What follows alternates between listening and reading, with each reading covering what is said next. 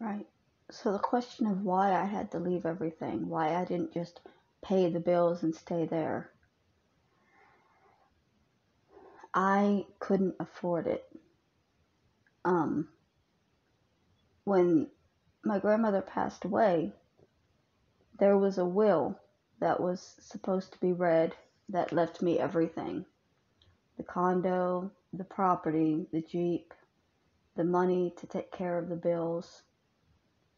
And there was a long note in the will explaining that she didn't think anybody would ever take care of me the way that she did. It was all explained in the will that everything was to be left to me because she didn't want me to wind up homeless. She wanted to know that I was taken care of. And I trusted my family to do the right thing. But my family was addicted to opiates. Opioids, however you want to say it. And expecting a drug addict to do the right thing is about like expecting God to show up. You can believe it and expect it and have every reason to believe it because they're your family. And you've always been told that in the end your family will be there, that they'll do right by you. But those drugs, they change your brain. And all you want to think about is doing right by the drugs. And family don't matter anymore. So when the time came to read that will, it no longer existed. And my family just took everything and distributed it amongst themselves and left me to be homeless. They didn't think they'd ever see me again. They didn't think I'd show up on YouTube. They didn't think I'd ever survive leaving the condo. They thought I would go out to those woods and die. Because I'm always surprising people. That's why my aunt is so hyper-focused on me now. Because she's afraid. If anybody ever believes me, if anybody ever looked and found that will, she couldn't afford to pay it back. And I know that because when she first started making videos about me, one of the things that she used to say a lot was that she's not going to be here for long. She'll be dead soon. She's old. That's drug addict think. You know, it's normal thinking if you're in your like 90s. But Kathy would be in her 60s or 70s. Not the time when you think, well, I'll be dead next week. Unless you're a drug addict. And you only expect to live as long as the drugs last.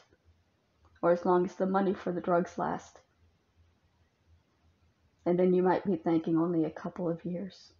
Surely I'll go out before it runs out. Before I have to go without. Surely.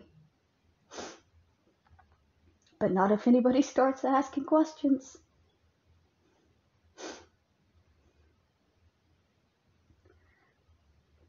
Had they read the will, I could have stayed. I could have stayed there with all my stuff and all my grandmother's stuff and had my home. The way it was meant to be. The way my grandmother wanted. Don't ever expect a drug addict to do the right thing. Even if they're family. Because the only family a drug addict has are the drugs. And I had to learn that the hard way.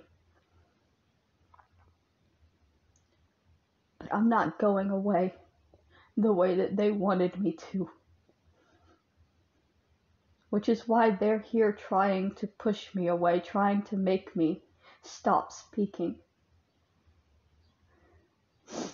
They wanted me to disappear, and I'm only becoming more visible. It's just who I am. I'm always pissing people off, doing the wrong things.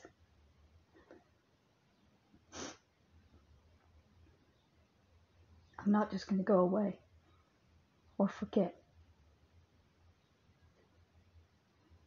Regardless of how bad they want me to just move on, I know what the truth is. My grandfather and my grandmother too, but they wrote Kathy out of the will a long time ago. That's why Kathy won't read it. That's why she doesn't want anybody to read it. She knows they wrote her out in the 90s. There was a big rift in the family because of it.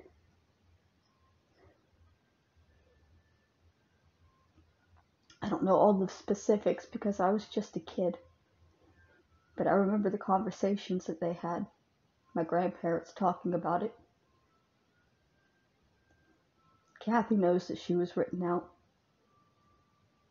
She won't acknowledge it.